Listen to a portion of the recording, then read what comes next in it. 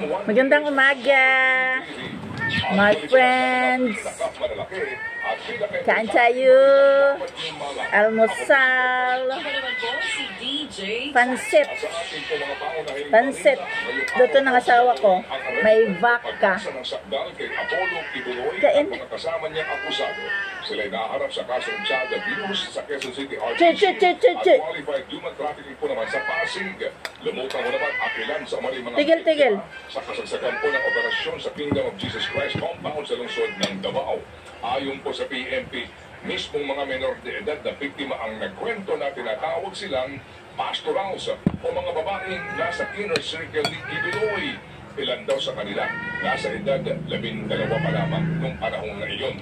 Lumalabas daw po na may scheduling umano ang lalaki ang mga pa. batang babae Baka. na dumaraan sa kamay ng pastor. Para daw po mapatahimik ang mga biktima, tinatakot daw sila na mayroong angels of death na tutugi sa kanila kapag sila daw po hindi papayag sa kagustuhan ng pastor. Umaasa mga otoridad na magkakaroon po ng sapat na lakas ng loob ng mga biktima para nga mapatibay ang kaso laban sa pastor. Naghain naman ng counter-affidavit ang kampo ni dating Bamban Mayor Alice Go. Kaugnay ng Bakit may ano? misrepresentation case May ng COMELEC. Ayon kay COMELEC Chairman George Garcia, ang abogado ni Go ang naghatid ng dokumento kahapon. Kasalukuyang nakakulong ang sinibak na alkalde sa PNP Detention Center sa Camp Crame. Nag-ugat ang kasong misrepresentation nang mag-match ang fingerprint ni Alice Go sa fingerprint ng Chinese na si Go Waping. Sa counter-affidavit, sinabi ng kampo ni Go na kulang sa authentication at comparative exam ang findings ng NBI. Kahapon ang deadline ng pagsumite ng dating alkalde ng kanyang counter-affidavit. Sa ilang pang mga tampok na balita, umamit naman ang dating warden sa Davao Penal Farm na tumawag daw sa kanya si dating Pangulong Rodrigo Duterte para i-congratulate siya sa pagpatay sa 3 Chinese drug convict. Yan po'y kinumpirma ng dating hepe ng Davao Prison and Penal Farm na si Bureau of Corrections Senior Superintendent Gerardo Padilla sa naging nagpagdinig po ng Kamara kahapon. Ito'y itinang ginoon ni Padilla.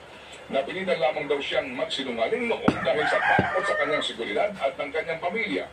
Pinatay ang 3 Chinese convicts sa loob ng piitan noong taong 2016. Tinapiyas naman ang komite sa Kamara ang panukalang budget ng opisina ni Vice President Sara Duterte para sa susunod na taon. Halos 1.3 billion pesos ang binawas ng komite sa original na budget na hinihingi sana ng opisina ni Vice President Sara Duterte para sa susunod na taon. Mula sa higit 2 billion pesos, mahigit 733 billion pesos na lamang ang natira sa budget ng OVP. Ayon kay Appropriations Committee Senior Vice Chairperson Stella Kimbo, nagdesisyon silang ibigay na lang ibinawas na pondo sa social programs ng ibang ahensya. Unang lumutang ang mungkahing tapyasan ng budget ng OVP matapos hindi supitin ni VP Sara ng mga opisyalis ng kanyang tanggapan ng hearing noong Martes. Ano man ang kahinatnan ng pondo ng OVP, una nang nanindigan si VP Sara. Natuloy pa rin ang kanilang trabaho kahit magkano ang makuha nilang budget.